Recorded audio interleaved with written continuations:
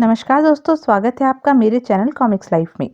शुरू करते हैं सुरेंद्र मोहन पाठक जी द्वारा लिखा गया एक रोमांचक उपन्यास वहशी। मंगला मदान लगभग 40 साल की निहायत खूबसूरत औरत थी, जो कि अपने लंबे कद और छरहरे बदन की वजह से 30 की भी मुश्किल से लगती थी। उसकी खूबसूरती और जवानी से थर्राए उसके करीबी उसे अमृत घट कहते थे, जो कि जरूर रहती दुनिया तक वैसा ही रहने वाला था जैसा कि आज था। किसी नए शख्स को बताया जाता कि वो महेंद्र मदान नाम के जन्नत नशीन बिल्डर की बेवा थी और एक कॉलेज में पढ़ती नौजवान बेटी की माँ थी, तो वो उस बात को कतई एतबार में नहीं लाता था।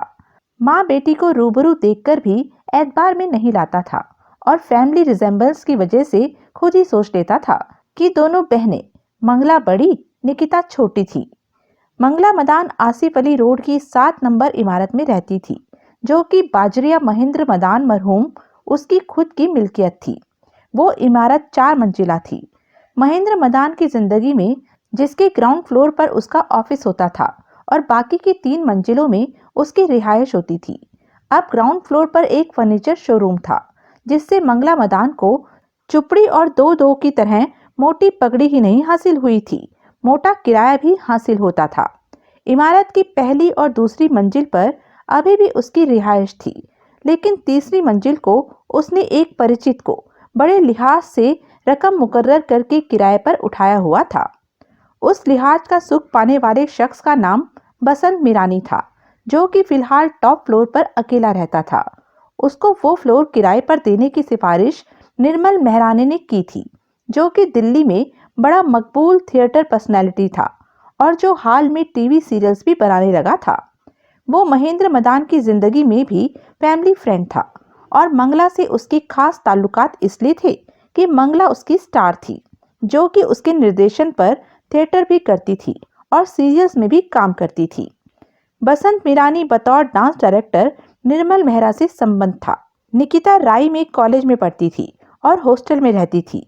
जब वो स्कूल में थी तब भी हॉस्टल में ही रहती थी, जहां से वो कभी कभार सप्ताहांत या दशहरे, दिवाली, नए साल जैसी छुट्टियों पर दिल्ली घर आती थी। लिहाजा 2 मंजिलें भी माँ बेटी की रिहायशी जरूरत से ज्यादा थी और मंगला दूसरी मंजिल को भी किराए पर उठाने के बारे में सोच रही थी। घर में स्थायी रूप से रहने वाला कोई नौकर महेंद्र मदान की जिंदगी में भी नहीं था। अलबत्ता तब नौकरानी अंगूरी के अलावा एक महाराज भी सुबह शाम आता था, जिसे कि पति की मौत के थोड़ी ही देर बाद मंगला ने डिसमिस कर दिया था। नौकरी अंगूरी सुबह आती थी और शाम तक वहां ठहरती थी, जो कि माँ बेटी के लिए, अक्सर तो सिर्फ माँ के लिए, पर्याप्त हाजिरी थी। वो गुरुवार 20 जनवरी का दिन था, जबकि अपने हमेशा के वक्त पर सुबह 9:30 बजे अंगूरी मंगला मदान के आवास पर पहुंची। पहली मंजिल पर स्थित प्रवेश द्वार की एक चाबी उसके पास भी उपलब्ध थी, क्योंकि मंगला सर्दियों के दिनों में कदरन देर तक, कभी कभी तो वह दोपहर तक सोती थी। यूं अपनी चाबी से प्रवेश द्वार खोलकर अंगूरी पहली मंजिल पर कदम रखती थी और किचन और बाथरूम में अपने काम धाम में लगती थी, तो दूसरी मंजिल पर के अपने बेडरूम में मौजूद मंगला की नींद में खलल नहीं पड़ता था। 11:30 बजे तक अंगूरी ने बड़े इत्मीनान से, बड़े मशीनी अंदाज से रोजमर्रा के काम निपटाए और फिर मालकिन के लिए ब्रेकफास्ट तैयार किया, जो कि फ्राइड अंडे, मक्खन, मुरब्बे और शहद के साथ टोस्ट, चाय और ऑरेंज जूस होता था। उसने वो तमाम सामान एक ट्रे पर सजाया और ऊपरली मंजिल पर पहुंची। उसने मंगला के बेडरूम के दरवाजे पर औपचारिक दस्तक दी, उसे कोहनी से धकेलकर खोला और नमस्ते बीबी जी बोलते हुए भीतर कदम रखा। आगे उसे जो नजारा दिखाई दिया, उसने जैसे उसके प्राण खींच लिए। उसकी आंखें फट गई, मुंह से एक घुटी हुई चीख निकली और ट्रे उसके हाथ से निकल गई। फिर घुटी हुई चीख की जगह उसके मुंह से ऐसी चीत्कार निकली कि उससे सारी इमारत गूंज गई। टॉप फ्लोर पर बसंत मीरानी किचन में अपने लिए कॉफी बना रहा था, जबकि पहली हृदय विदारक चीख उसे सुनाई दी और उसने अपने रोंगटे खड़े होते महसूस किए। झूले लाल, उसके मुंह से निकला। क्या प्रलय आ गई? चीख फिर गूंजी। उसने कॉफी का पीछा छोड़ा और अपने बेडरूम की तरफ लपका, जहां की टेलीफोन था। 5 मिनट में एक सब इंस्पेक्टर, एक हवलदार और एक सिपाही मौकाए वारदात पर पहुंच गए।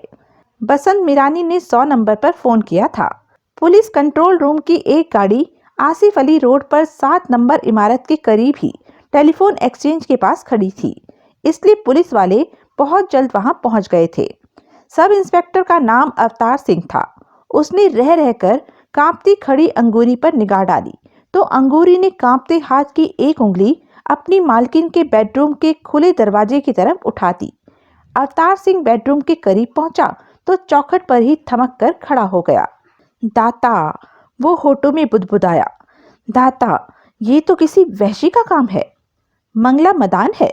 ऐन उसके पीछे आन खड़ा हुआ हवलदार दबे स्वर में बोला, मशहूर स्टेज और टीवी आर्टिस्ट है। शैतान ने बुक्की भर ली। सिपाही मंत्रमुग्ध भाव से बोला, हैवान ने। सब इंस्पेक्टर बोला, भर भी ली तो देखो साहब जी, कहाँ भर ली। कोई खूनी दरिंदा भी खून पीता है तो गर्दन में दांत गड़ाता है, वहां नीचे कौन।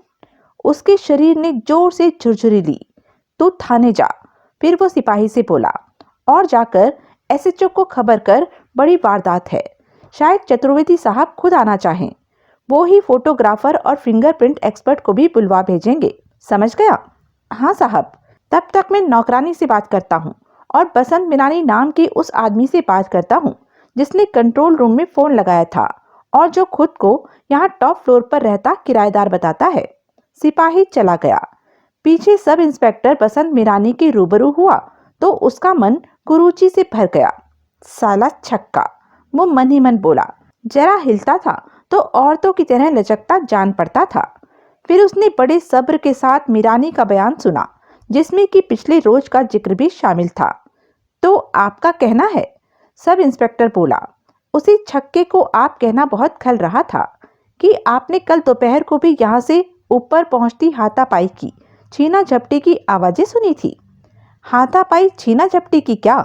मीरानी याद करता बोला, बराबर फाइट की आवाजें थी। दोपहर को कब? टाइम का कोई दुरुस्त अंदाजा? मेरे ख्याल से 1:45 का टाइम था। आपके ख्याल से? यही टाइम था। कैसी थी आवाजें? तकरार जैसी, उठापटक जैसी, किसी चीज के जोर से गिरने जैसी। तकरार 2 या 2 से ज्यादा जनों में होती है। आपने कोई आवाज पहचानी? हाँ, मंगला की पहचानी, दूसरी न पहचान सका। 2 ही आवाजें थी? हाँ। दूसरी आवाज जो आप न पहचान सके, जनाना थी या मर्दाना? मर्दाना। आपने खाली सुना सब कुछ? तकरार में, आपके लफ्जों में, फाइट में दखल अंदाज होने की कोशिश न की आपने? वो क्या है कि मैं नीचे आया तो था, दबे पांव बेडरूम के बंद दरवाजे पर भी पहुंचा था, लेकिन तब तक भीतर सब शांत हो गया था। इसलिए मैं जैसे चुपचाप वहां पहुंचा था वैसे ही चुपचाप वापस लौट गया था। बस तो नहीं तो और क्या किया था आपने? लौटकर फोन लगाया था, लेकिन फोन बिजी मिला था। फिर लगाया था तो फिर बिजी मिला था। मैंने यही सोचा कि मंगला फोन पर किसी से बात कर रही थी, तो इसका मतलब था कि नीचे सब ठीक था। ये नौकरानी है? हाँ, अंगूरी नाम है। पुरानी? हाँ, और पूरे भरोसे की। इसी वजह से यहाँ की एक चाबी भी इसके हवाले है। लाश इसने बरामद की? हाँ, लेकिन अपनी आमद के 2 घंटे बाद 9:30 बजे की आई, 11:30 तक ये नीचे काम करती थी। क्या काम? कपड़े धोती है, झाड़ा पोछा करती है, लंच की तैयारी करती है।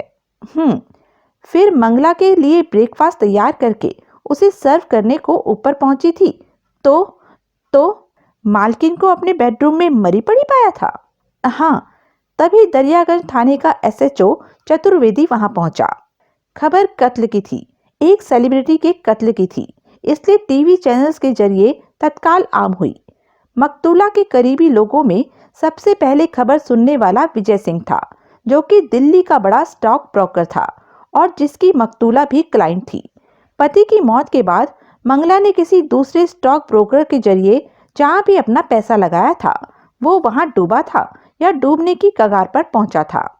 तब वो एक म्यूचुअल फ्रेंड राजीव आचार्य की राय पर विजय सिंह की शरण में पहुंची थी, जिसने बहुत दक्षता से मंगला के फाइनेंसेस को संभाला था और उसे बर्बाद होने से बचाया था। नतीजतन मंगला उसकी दिल से शुक्रगुजार थी। विजय सिंह निजामुद्दीन ईस्ट में स्थित अपनी कोठी में अभी लंच करके हटा था, जबकि उसने अपनी पत्नी अपर्णा के साथ टीवी पर मंगला के कत्ल की दहशतनाक खबर देखी थी। जब पत्नी ने अपने पति के चेहरे पर गम के बादल मंडराए देखे थे, तो पति ने पत्नी के चेहरे पर परम संतोष के भाव देखे थे। विजय सिंह की पत्नी कभी फैशन मॉडलों सरीखे सरू से लंबी, छरहरे, सुंदर जिस्म की स्वामिनी थी, लेकिन अब 3 बच्चे पैदा कर चुकने के बाद और तंदूरी चिकन और वोडका की निरंतर शागिर्दी के बाद इतनी मोटी हो चुकी थी। कोई सुनता तो यकीन न करता कि शादी से पहले उसका वजन महज 48 किलो होता था। निकिता को अपनी मां के हौलनाक अंजाम की खबर टीवी से नहीं, अपने नाना नानी से लगी, जो कि उसको लिवा ले चलने के लिए उसके हॉस्टल में पहुंच गए थे। आनंद Acharya and Pradhan patent attorneys के सीनियर पार्टनर श्याम बिहारी आनंद को उस वारदात की खबर अपने जूनियर पार्टनर राजीव आचार्य से लगी, तो अपनी ठहराव वाली उम्र और आदत के मुताबिक उन्होंने खबर को बड़े दार्शनिकतापूर्ण अंदाज से ये कहते रिसीव किया कि जिसकी आई होती थी उसने जाना ही होता था, जरिया कोई भी बने। लेकिन बाद में हालात ने जो एकाएक करवट बदली, उनकी रूह में वो दार्शनिक बने न रह सके।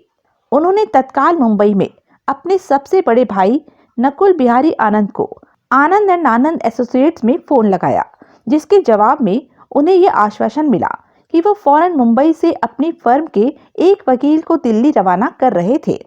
वो श्याम बिहारी आनंद के लिए बड़ी तसल्ली बख्श खबर थी, क्योंकि आनंद आचार्य एंड प्रधान में सब पेटेंट अटर्नी थे, जिन्हें की कत्ल का या सबसे संबंधित ट्रायल वर्क का कोई तजुर्बा नहीं था। वो ज्यादा निश्चिंता महसूस करते, अगरचे कि बड़े भैया नकुल बिहारी आनंद ने खुद दिल्ली आने की पेशकश की होती। आखिर निखिल आनंद उनका भी भतीजा था, लेकिन इतना भी कम नहीं था कि उन्होंने अपनी फर्म से मुकेश माथुर नाम के एक क्रिमिनल लॉयर को फौरन दिल्ली रवाना किया था। इंस्पेक्टर चतुर्वेदी एक तजुर्बेकार पुलिसिया था और कत्ल उसके लिए कोई नया वाकया नहीं था, लेकिन मंगला की लाश पर पहली निगाह पड़ने पर एक बार की तो वो भी दहल गया था। तौबा, ऐसे तो कुत्ता भी नहीं भौंकता था। वो कत्ल को मीडिया से छुपाकर नहीं रखना चाहता था, लेकिन कत्ल के बाद लाश की जो अनूठी दुर्गति हुई पाई गई थी, उसकी रूह में वो तब तक उस बाबत खामोश रहना चाहता था जब तक उसकी अपने एएसपी से बात न हो जाती। लेकिन उसकी ये मुराद पूरी न हो सकी। जो बात वो वक्ती तौर पर छुपा कर रखना चाहता था, उसको पुलिस के फोटोग्राफर से या मेडिकल एग्जामिनर से नहीं छुपाया जा सकता था, और मीडिया वालों में से किसी ने वो खबर निकलवाने के लिए फोटोग्राफर को साथ लिया था, तो किसी ने मेडिकल एग्जामिनर को पटा लिया था। नतीजतन वो केस एक रूटीन दिल्ली जैसे महानगर में आए दिन होने वाला कत्ल न रह पाया। वो एक सनसनीखेज वारदात बन गया, जिस पर डिस्ट्रिक्ट के डीसीपी का बयान भी जरूरी समझा जाने लगा। लिहाजा निखिल आनंद नाम का जो नौजवान बाद में उस जघन्य अपराध के इल्जाम में गिरफ्तार हुआ, उसके लिए शुरुआती दुश्वारियां पुलिस के किए नहीं, मीडिया के किए खड़ी हुई। टीवी वालों ने और साधनों से हकीकत भांप चुकने के बाद भी इंस्पेक्टर चतुर्वेदी का पीछा न छोड़ा। अब वो अपनी जानकारी की तस्दीक चाहते थे। इंस्पेक्टर साहब, पूछा गया, क्या ये सच है कि मंगला मदान का कत्ल ही नहीं हुआ, उसके साथ यौन दुराचार भी हुआ? इस बाबत अभी कुछ कहना मुहाल है, इंस्पेक्टर धीरज से बोला। इसकी तस्दीक मेडिकल एग्जामिनेशन से ही होगी। लेकिन जब मरने वाली के कपड़े तार तार पाए गए थे और वो लगभग नग्न अवस्था में पड़ी पाई गई थी, तो ये संभावना तो है ना? हाँ, संभावना तो है। लाश के साथ बदसलूकी भी हुई बताई जाती है। हाँ, हुई तो जान पड़ती है। अलाय कत्ल बरामद हुआ? अलाया कत्ल बरामदी वाली किस्म का नहीं था, इसलिए वो कातिल के साथ गया, बल्कि अलाय कत्ल कातिल के साथ गए। मतलब उसका हाथों से गला घोटा गया था। हमलावर ने अपने शिकार के जिस्म पर कोई निशान भी छोड़े? हाँ, रगड़ों, खरोचों, नीलों के कई निशान हाथों पर, बाहों पर और चेहरे पर पाए गए, जिससे जाहिर होता है कि मकतूला को काबू में करने के लिए कातिल को काफी मशक्कत, काफी जद्दोजहद करनी पड़ी थी। कातिल का कोई सुराग मिला। इसी वजह से मैं दावे के साथ कहता हूँ कि आइंदा 24 घंटों के भीतर वो पुलिस की गिरफ्त में होगा। कौन है वो? जब गिरफ्तार होगा तो पता चल जाएगा। इतना तो बताइए कि कोई अजनबी या मकतूला का कोई वाकिफकार? मेरा फिर वही जवाब है, जब गिरफ्तार होगा तो पता चल जाएगा। कातिल ने फ्लैट में दाखिला कैसे पाया? क्या वो कोई ताला वाला तोड़कर जबरन भीतर दाखिल हुआ था? नहीं, यानी कि मकतूला ने खुद उसके लिए दरवाजा खोला। इस बारे में तफ्तीश अभी जारी है, इसलिए अभी कुछ कहना गलत होगा। क्या वारदात में चोरी लूटमार का भी कोई दखल है? कुछ कीमती जेवरात चोरी गए होने का संकेत हमें मिला है, लेकिन इस बारे में निश्चित तौर पर तभी कुछ कहा जा सकेगा जबकि हमारी मकतूला की बेटी निकिता मदान से बात होगी, या अगर जेवरात इंश्योर्ड थे तो इंश्योरेंस वालों से बात होगी। लेकिन फिर भी अभी इतने से सब्र करो भाई, बाकी जो कहना होगा एसीपी या डीसीपी साहब प्रेस कॉन्फ्रेंस करके कहेंगे। एयरपोर्ट से मुकेश माथुर सीधा आनंद आचार्य एंड प्रधान पेटेंट अटनीस के ऑफिस में पहुंचा, जो कि कनॉट प्लेस के ब्लॉक में स्थित था। उसे बताया जा चुका था कि उसने पेटेंट अटनीस की उस फर्म के सीनियर पार्टनर श्याम बिहारी आनंद को रिपोर्ट करना था, जो मुंबई की उसकी firm Anand Anand and Anand associates के तीनों आनंदों में सबसे छोटा था, लेकिन फिर भी 60 साल का था। मुकेश माथुर दिल्ली के आनंद के हुजूर में पेश हुआ और उसे अपना परिचय दिया। केस से वाकिफ हो? व्योवृद्ध आनंद साहब ने पूछा। ज्यादा नहीं, मुकेश संजीदगी से बोला, सिर्फ इतना कि बुधवार 19 जनवरी को मंगला मदान नाम की एक धनाढ्य विधवा का कत्ल हुआ था, जिसकी खबर अगले रोज गुरुवार को आम हुई थी, और उससे अगले रोज यानी कि कल शाम निखिल आनंद नाम का एक नौजवान उस कत्ल के इल्जाम में गिरफ्तार हुआ था। गलत गिरफ्तार हुआ था, नाजायज गिरफ्तार हुआ था। उसका कत्ल से न कोई लेना देना है, न हो सकता है। वो तो चंडीगढ़ में अपनी लॉ की पढ़ाई कर रहा था। कल बेचारा मुलाहजे का मारा मंगला मदान के अंतिम संस्कार में शामिल होने के लिए आया था कि पुलिस ने शमशान घाट पर ही उसे धर दबोचा था। अब वो कहाँ है? पुलिस की हिरासत में दरियागंज थाने के लॉकअप में बंद है। आज उसे कोर्ट में पेश किया जाएगा। नहीं, मुलजिम को गिरफ्तारी के 24 घंटे के भीतर कोर्ट में पेश किया जाना होता है। नहीं हो सकता। वजह होगी कोई? है, बाहर से आए हो, वरना तुम्हें भी मालूम होती। कोई लोकल नेता मर गया है, जिसकी वजह से दिल्ली सरकार ने आज तमाम सरकारी दफ्तरों में छुट्टी डिक्लेयर कर दी है। कल इतवार की छुट्टी है, इसलिए सोमवार सुबह से पहले उसे रिमांड के लिए कोर्ट में पेश नहीं किया जा सकता। That's too bad. That's indeed is too bad. तुम क्रिमिनल केसेस के एक्सपर्ट हो, कोई नुक्ता निकालो जो। किसने कहा? क्या किसने कहा कि मैं क्रिमिनल केसेस का एक्सपर्ट हूँ? क्या नहीं हो? नहीं हूँ। बड़े आनंद साहब ने गलत कहा कि अभी परसों तुमने गणपति पुले में हुए एक डबल मर्डर के केस को हल किया था।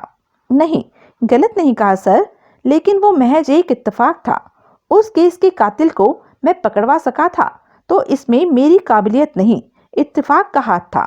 हकीकत ये है कि मुझे मर्डर ट्रायल का कोई तजुर्बा नहीं है। मैं अभी इस धंधे में नया हूँ, और यूँ समझिए कि अभी डेस्कटॉप एडवोकेट हूँ। खाली ब्रीफ तैयार करता हूँ, और उसमें भी फर्म के सीनियर पार्टनर्स कई नुक्स निकालते हैं। कमाल है। फिर नकुल बिहारी साहब ने तुम्हें क्यों भेजा है? मैं खुद हैरान हूँ। मेरे ख्याल से मेरी समझ में आ रहा है कि तुम ऐसा क्यों कह रहे हो। क्यों कह रहा हूँ? जिम्मेदारी से बचना चाहते हो, हमसे पीछा छुड़ाना चाहते हो, दिल्ली में टिकना नहीं चाहते हो, जल्द अज जल्द मुंबई लौटना चाहते हो, क्योंकि तुम्हारी बीवी के बच्चा होने वाला है। सिर्फ सिरे की बात ठीक है सर, बाकी बातें ठीक नहीं है। ये सच है कि मैं पहली बार बाप बनने वाला हूँ, और इन दिनों मैं अपनी बीवी के करीब रहना चाहता हूँ। लेकिन मैं कामचोर नहीं, बहानेबाज नहीं, मेरी लगन में कोई कमी नहीं है। लेकिन मेरी बदकिस्मती कि मेरे तजुर्बे और ट्रेनिंग में कमी है।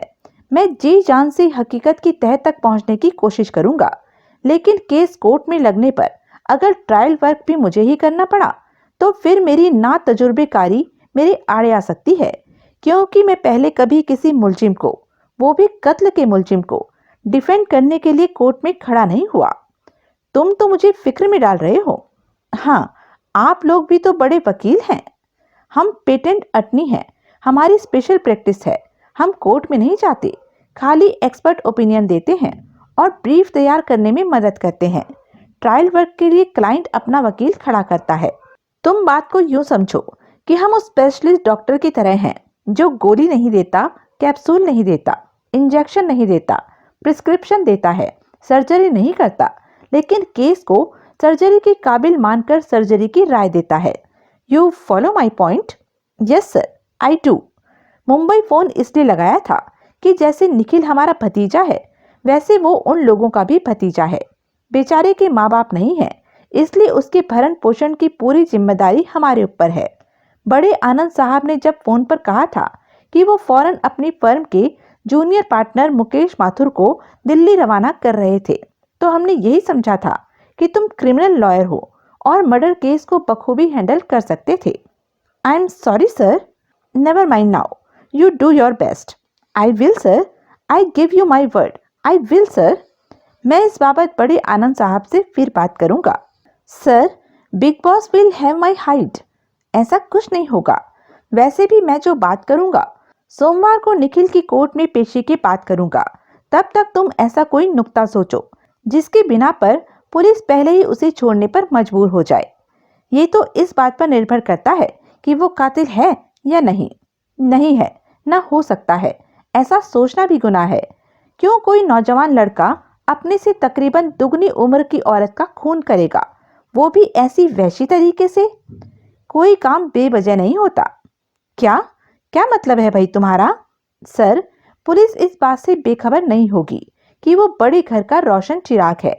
ऐसे शख्स पर हाथ डालते वक्त जरूर पुलिस ने सब ऊंच नीच पहले ही विचार ली होगी। पुलिस के पास यकीनन उसके खिलाफ कोई ठोस सबूत होगा। ठोस सबूत? My foot. आपकी उससे बात हुई? अभी नहीं। आप मुझे कोशिश करने दीजिए, फिर मैं आपको रिपोर्ट करता हूँ कि आपका बालक क्या कहता है और पुलिस क्या कहती है। ठीक है। थाना अध्यक्ष चतुर्वेदी ने अपलक अपने सामने बैठे उस नौजवान को देखा जिसका नाम निखिल आनंद था। वो इस बात से बहुत संतुष्ट था कि लड़का बड़ी सहूलियत से उनकी गिरफ्त में आ गया था।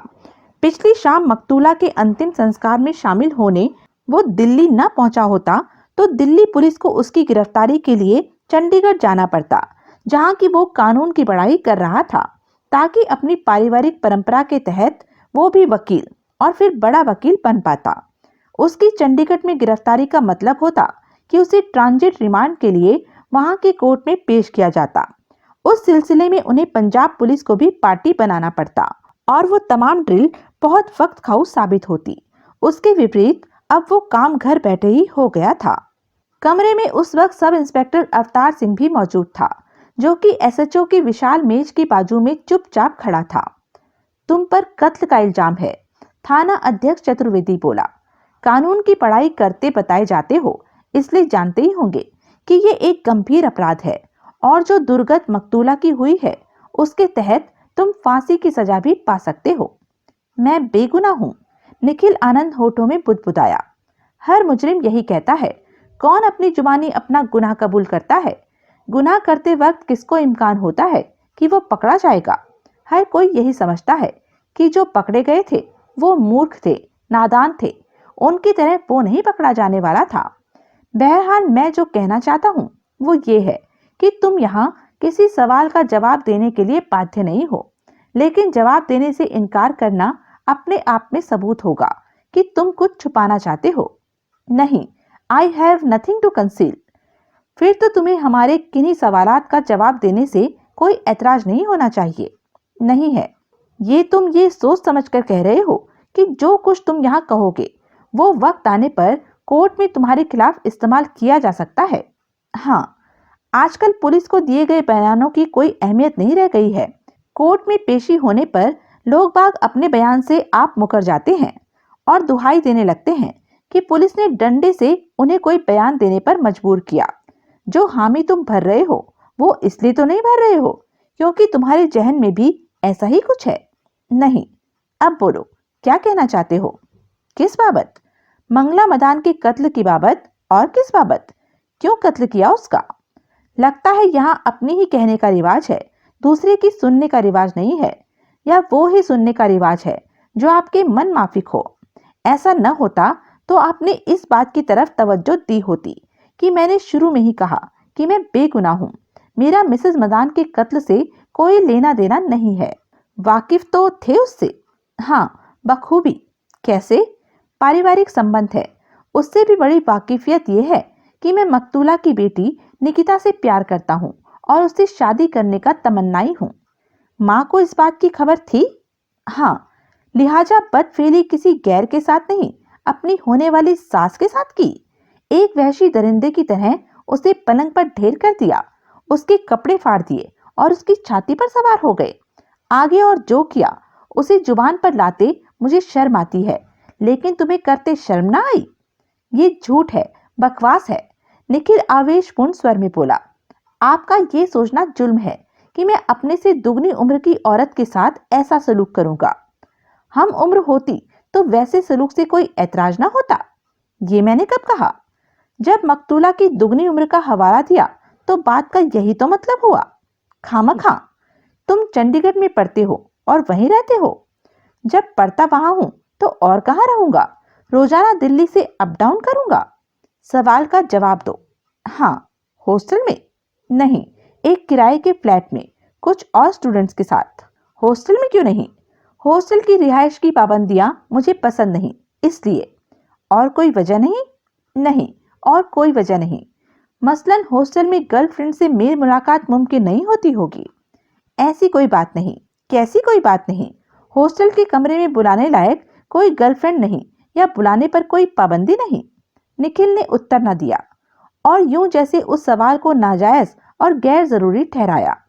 चतुर्वेदी ने भी और हुज्जत न की। उसने नया सवाल किया। कत्ल की खबर कैसे लगी? टीवी पर न्यूज़ देखी।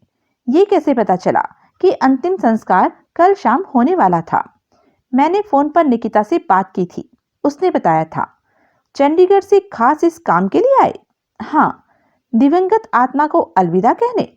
हाँ, जबकि आत्मा को दिवंगत बनाया ही तुमने था और ऐसा करते वक्त अलविदा बोल भी चुके थे। इंस्पेक्टर साहब, बराए मेहरबानी आप मुझे जुबान देने की कोशिश न करें। आप मेरा बयान लें, अपना बयान मेरे पर न थोपें। दिल्ली कैसे आए? मेरा मतलब है सफर का जरिया क्या था? मेरे पास कार है। अपनी? हाँ। कौन सी? Alto, number DL7C4213। चंडीगढ़ से दिल्ली आना जाना हमेशा उसी पर होता है? हाँ, उसी पर बुधवार भी दिल्ली आए थे। बुधवार? जबकि मिसेस मदान का कत्ल हुआ बताया जाता है। हाँ। जवाब देने से पहले एक सवाल मैं पूछना चाहता हूँ। पूछो। आपके पीछे जो फाइलिंग कैबिनेट है उसके टॉप पर मुझे एक टेप रिकॉर्डर रखा दिखाई दे रहा है और उसके घूमते स्पूल बता रहे हैं कि वो चालू है। मेरा सवाल है कि क्या मेरा बयान रिकॉर्ड हो रहा है? कोई ऐतराज? ऐतराज कोई नहीं, क्योंकि जैसा कि मैंने पहले ही कहा, मेरे पास छुपाने लायक कुछ नहीं है। लेकिन अपनी पढ़ाई के जरिए जो थोड़ा बहुत कानूनी ज्ञान मैंने अर्जित किया है वो कहता है कि मुझे अपना मुंह बंद रखना चाहिए और तब तक नहीं खोलना चाहिए जब तक कि मेरा लीगल एडवाइजर मेरे साथ मौजूद ना हो। क्या मतलब हुआ इसका? अब आगे तुम अपना मुंह बंद रखने का इरादा रखते हो? मेरे अंकल श्याम बिहारी आनंद बड़े वकील हैं, आपको मालूम ही होगा। वो यहाँ खुद आएंगे या किसी को भेजेंगे। ऐसा होने तक मैं खामोश रहूं तो आपको कोई ऐतराज? हमें बराबर ऐतराज है जब तुम्हारा दावा है कि तुम्हारे पास छुपाने को कुछ नहीं, बकौल खुद you have nothing to conceal. तो फिर खामोश रहने का क्या मतलब? भोंपू की मौजूदगी में बयान देने की जिद करने का क्या मतलब? मतलब साफ है, आपने एक कत्ल का केस हल करना है, लेकिन हल आपको दूर दूर तक नहीं दिखाई दे रहा। इसलिए आपको एक बलि का बकरा चाहिए, जो कि आप मुझे बनाना चाहते हैं। आपने कत्ल के हल का एक मन माफिक खाका तैयार कर लिया है अपनी सहूलियत के लिए, जिसमें आप मेरे को फिट करना चाहते हैं। आपकी सहूलियत के लिए अपनी वाणी मुखर करना मैं जरूरी नहीं समझता। ऐसा? जी हाँ, ऐसा। तुम्हारा ये रवैया तुम्हारे लिए मुश्किल खड़ी कर सकता है। जो मुश्किल पहले ही खड़ी है, क्या उससे भी बड़ी? हम्म हम्म इंस्पेक्टर फिर परे खड़े अपने मातहत सब इंस्पेक्टर से संबोधित हुआ। पता करो, इसका भोंपा बनने कोई पहुंचा है? पहुंचा हो तो बुला कर लाओ, ना पहुंचा हो तो इसे वापस ले जाकर लॉकअप में बंद कर दो। सहमति में सिर हिलाता सब इंस्पेक्टर अवतार सिंह वहां से चला गया। श्याम बिहारी आनंद ने मुकेश माथुर के साथ एसएचओ के कमरे में कदम रखा। ऐन आखिरी क्षण पर उन्होंने मुकेश के साथ चलने का इरादा बना लिया था। हेलो, वो दबंग स्वर में बोले। I am Shyam Bihari Anand from Anand Acharya and Pradhan. ये मेरा एसोसिएट मुकेश माथुर है। आइए, चतुर्वेदी बोला। विराजिए। ये नौजवान जिसे आप खामखा गिरफ्तार किए बैठे हैं, हमारा भतीजा है। खामखा नहीं, यहाँ इंचार्ज आप हैं। जी हाँ, मैं इस थाने का एसएचओ होता हूँ। चतुर्वेदी नाम है।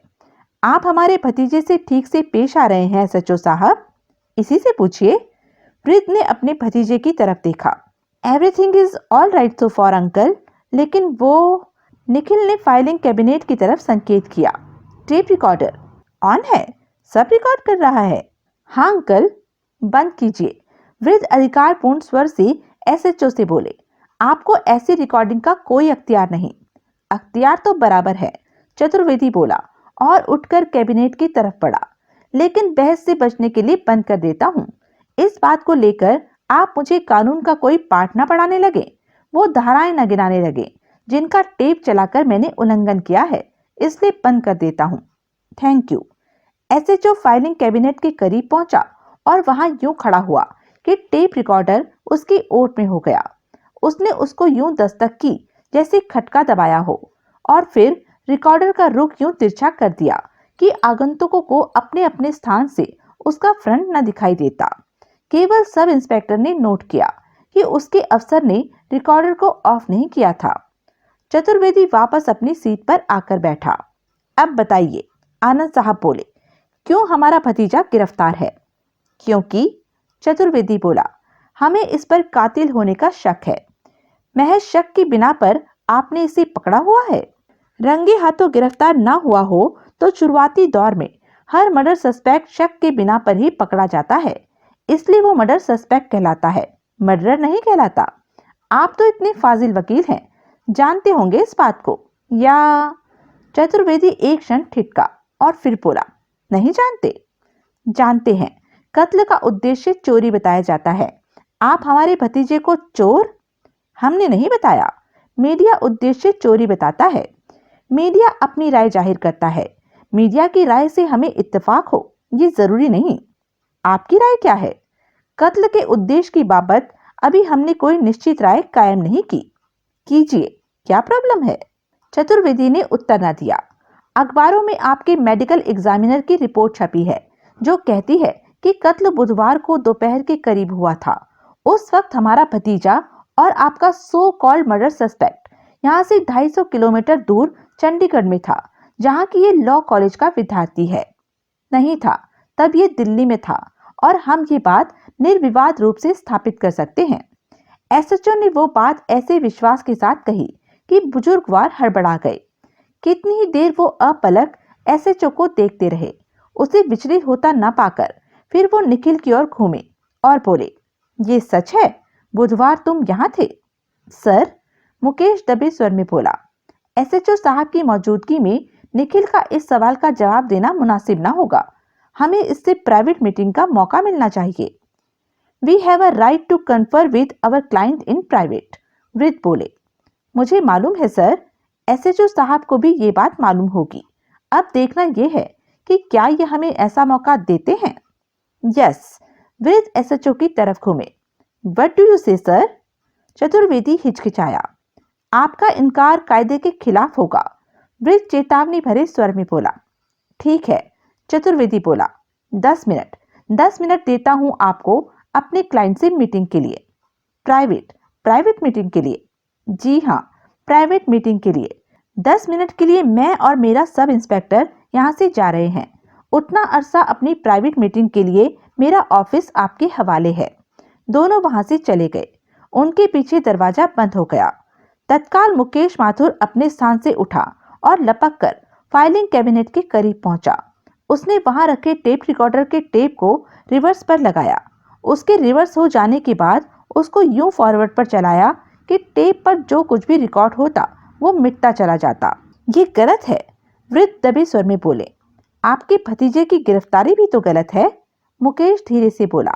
This is tampering with the evidence, ये सबूत नष्ट करने जैसा काम है। अगर निखिल बेगुनाह है तो ये रिकॉर्डिंग किस बात का सबूत है? किसी बात का नहीं। So there you are. लेकिन फिर भी ये कि उन्हें कभी मालूम नहीं होगा कि टेप रिकॉर्डर के साथ कोई छेड़खानी की गई थी। वो यही समझेंगे कि इसमें कोई खराबी आ गई थी। अब टाइम जाया ना करो, लड़के से बात करो।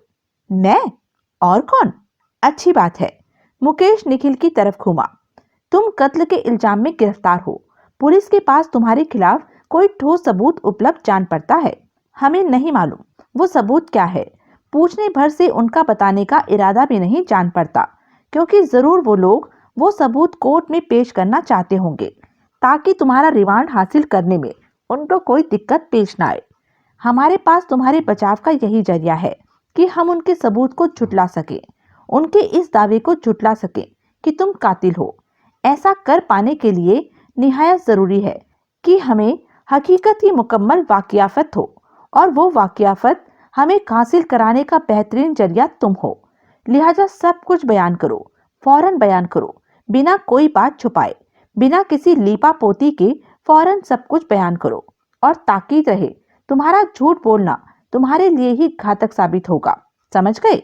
हाँ, निखिल कठिन स्वर में बोला। शुरू करो। बुधवार 19 जनवरी को मंगला मदान के कत्ल वाले दिन तुम दिल्ली आए थे? हाँ। वृद्ध ने सख्त हैरानी से निखिल की तरफ देखा। निखिल ने उनसे आंख न मिलाई। तुम दिल्ली आए? वृद्ध बोले, और बिना मेरे से मिले वापस लौट गए? टाइम नहीं था अंकल, निखिल खेदपूर्ण स्वर में बोला। मैं ओवरनाइट दिल्ली में नहीं रुक सकता था, क्योंकि अगले रोज कॉलेज में मेरी निहायत जरूरी क्लास थी। Never mind that now, Mukesh बड़े उतावले भाव से दखल अंदाज करता हुआ बोला। Come to the point. Delhi आकर क्या किया तुमने? मकतूला से मिले? हाँ। क्यों? वो चाहती थी। क्यों? वो पर्सनल बात है।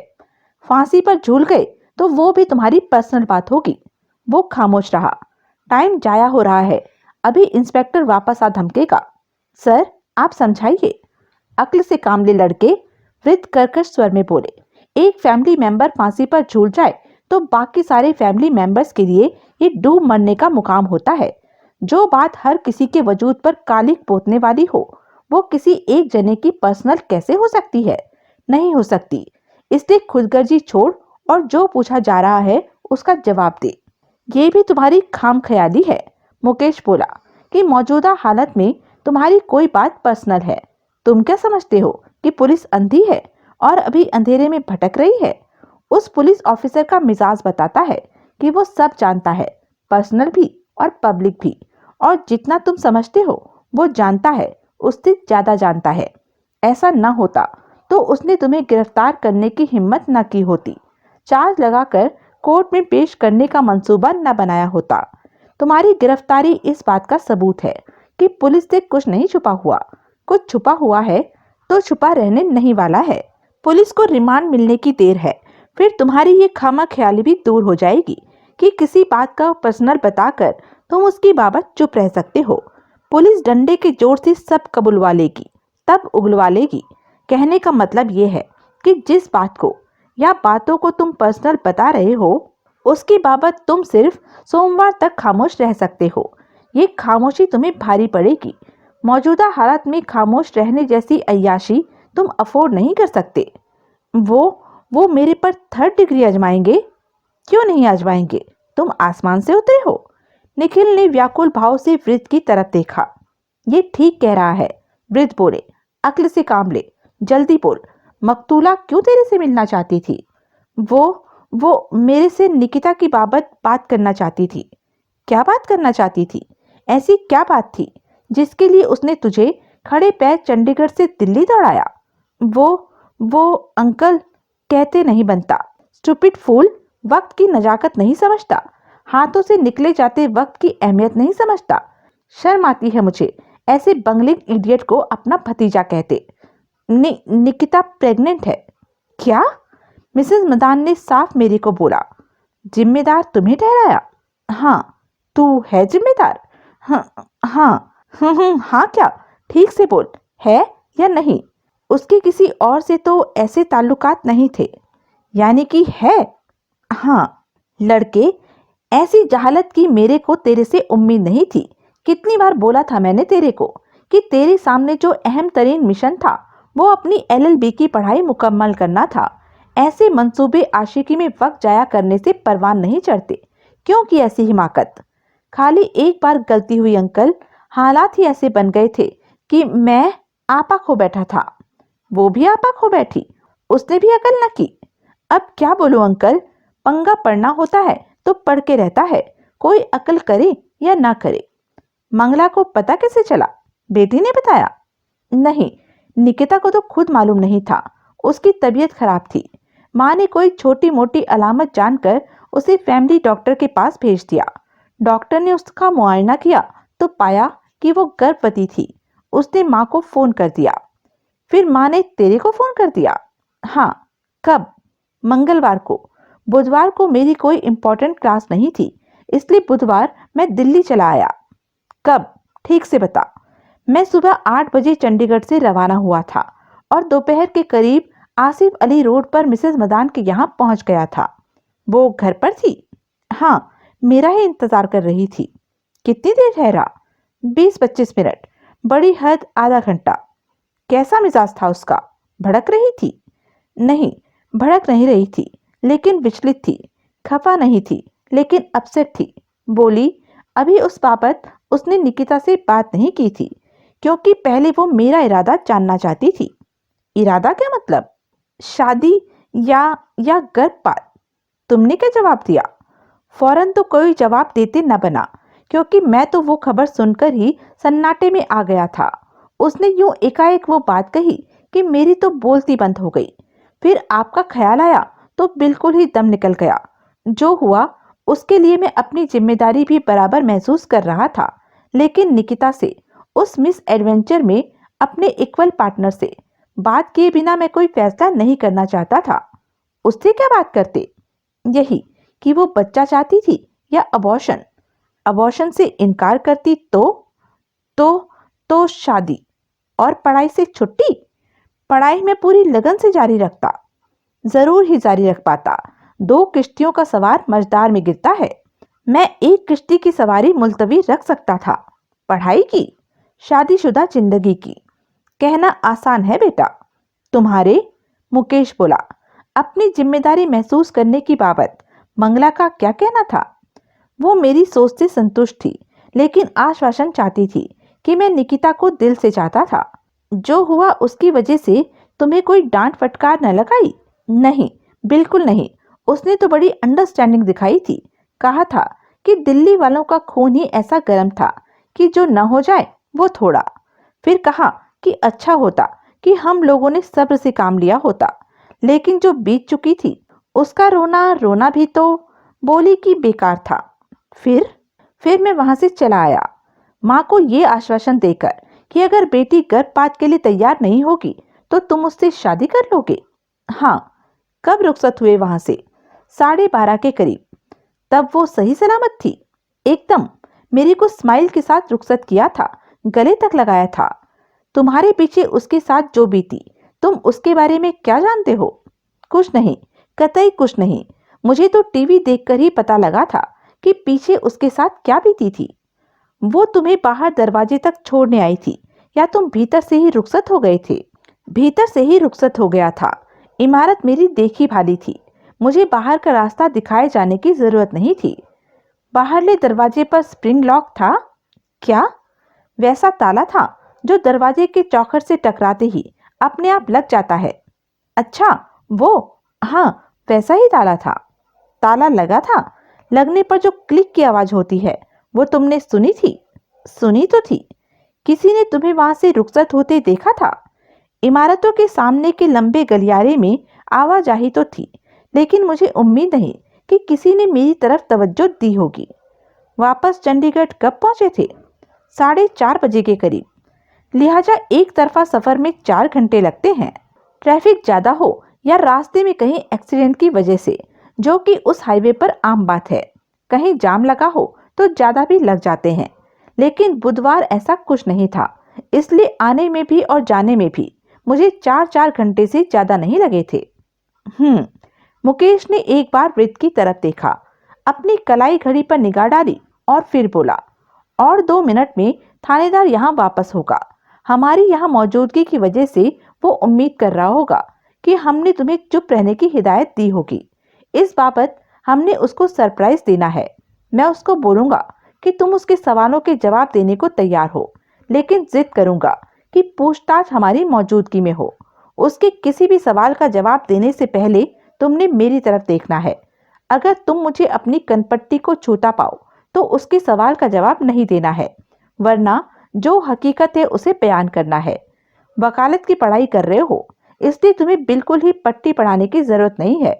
तुम अपना जजमेंट भी इस्तेमाल कर सकते हो, लेकिन ओवर स्मार्ट बनने की कोशिश न करना, क्योंकि जैसा तजुर्बा उन्हें सवाल करने का है वैसा तुम्हें जवाब देने का नहीं है। समझ गए? हाँ, टू द पॉइंट जवाब देना है, आजू बाजू नहीं बोलना, और अपनी तरफ से तो कतई कुछ नहीं बोलना।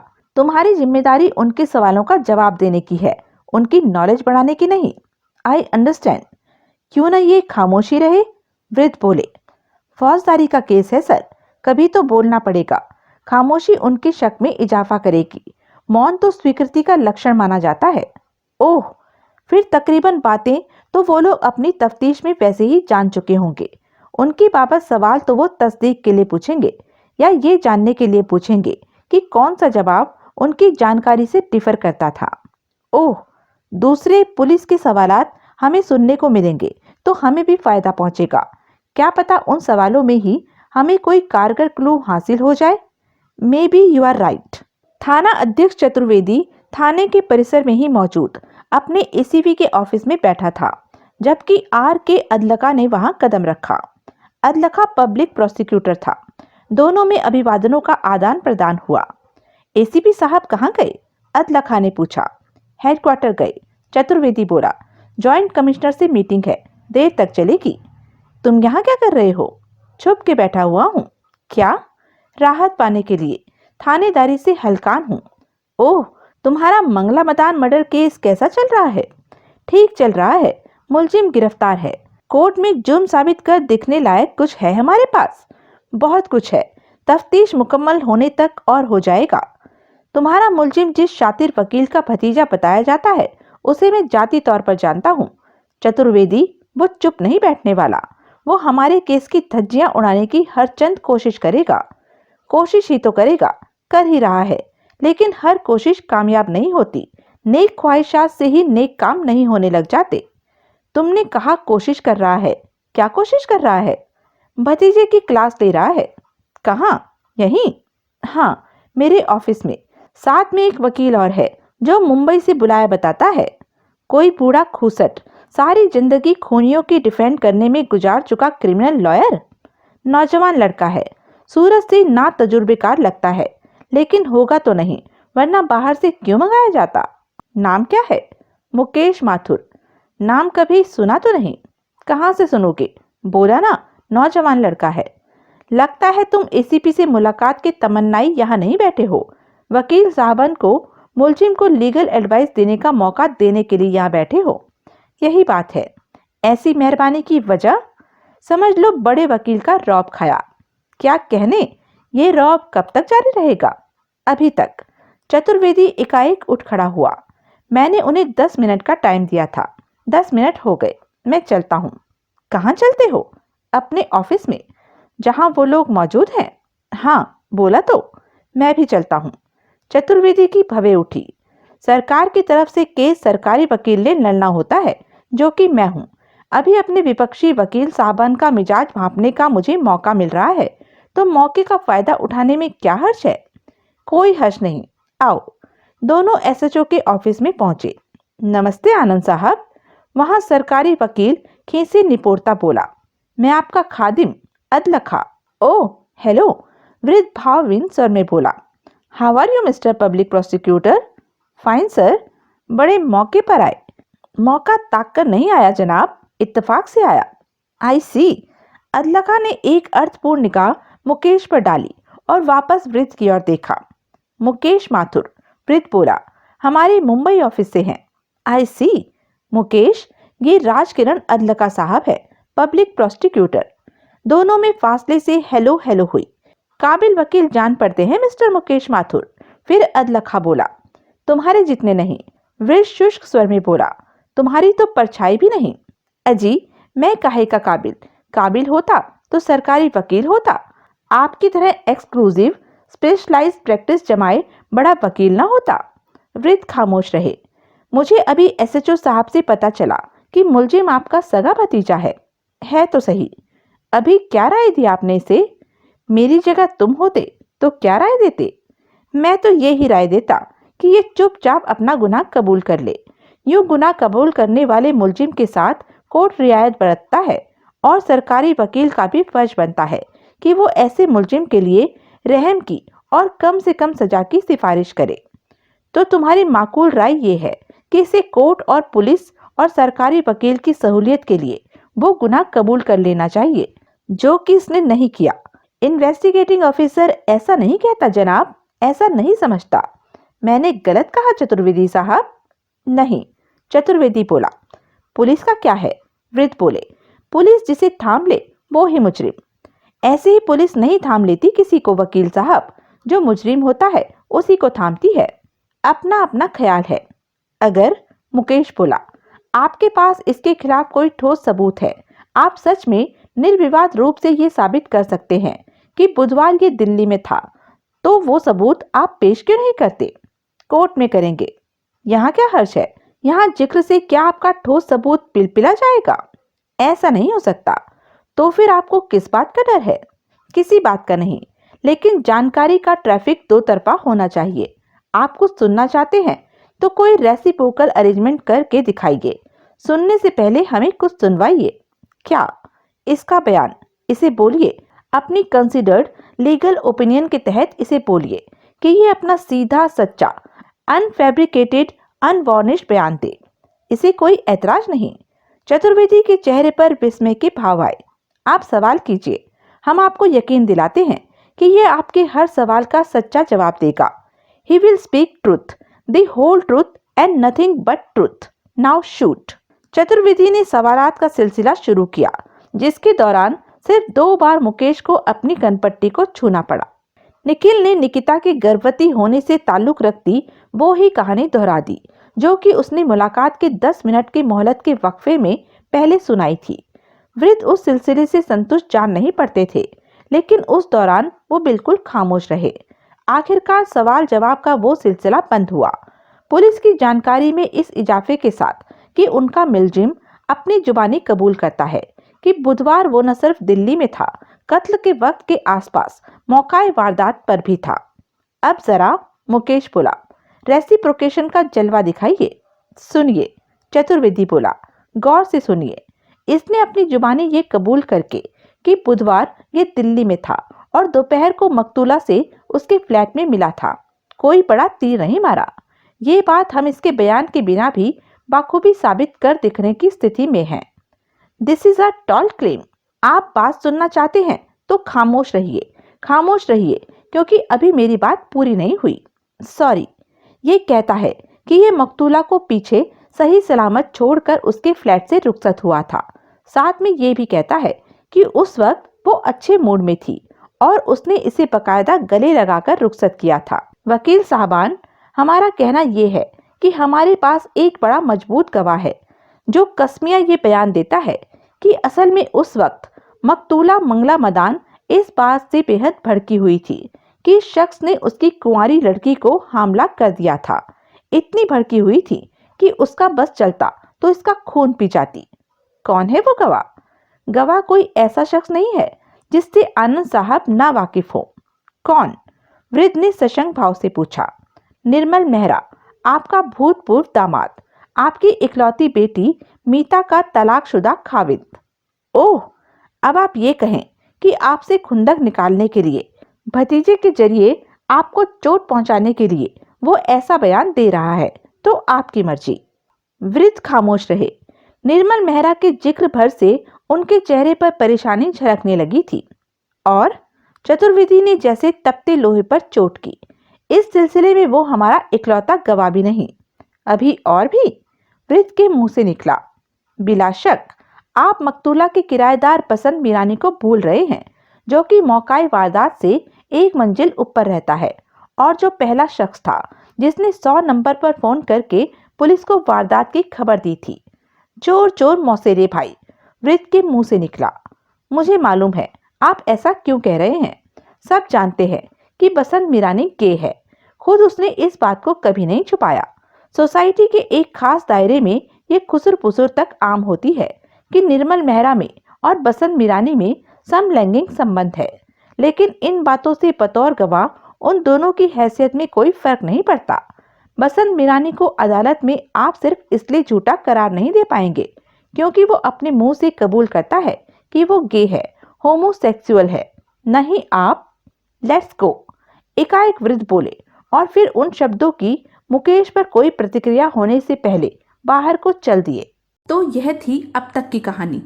आगे की कहानी जानने के लिए बने रहें मेरे साथ। और हाँ, मेरे चैनल को लाइक, शेयर और सब्सक्राइब करना ना भूलें। और कमेंट करके ज़रूर बताएं कि यह वीडियो आपको कैसा लगा। धन्यवाद।